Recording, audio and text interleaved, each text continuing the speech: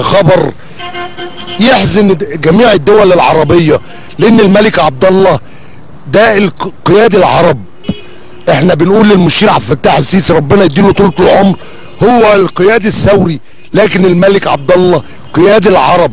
هو قدم لمصر الكتير، قدم لمصر حاجات لا تعد ولا تحصى.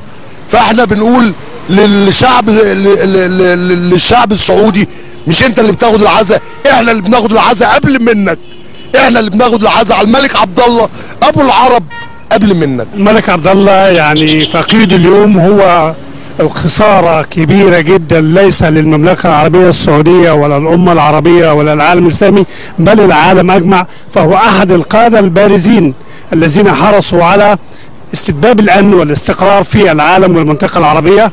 حمل عبء الدفاع عن أمته العربية وقضاياها، بداية من القضية الفلسطينية إلى لم الشمل العربي، إلى المصالحة ما بين قطر والبحرين والإمارات والكويت، ثم العمل على مصالحة ما بين مصر وقطر. ندم تعزينا لكل الشعب السعودي والأمة الإسلامية كلها.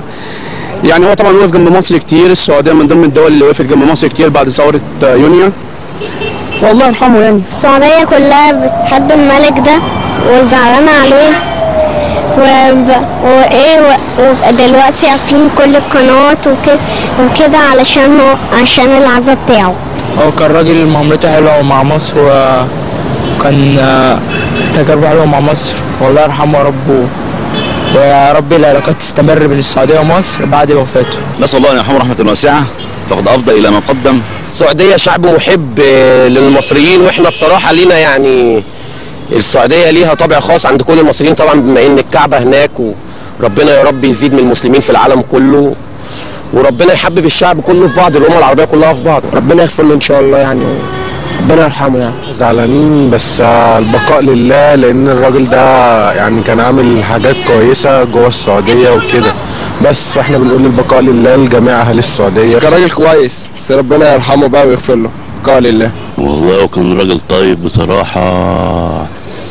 أنا كنت سافرت قعدت فترة هناك، فكان مظبط البلد، يعني أهل البلد كلهم بيشكروا فيه.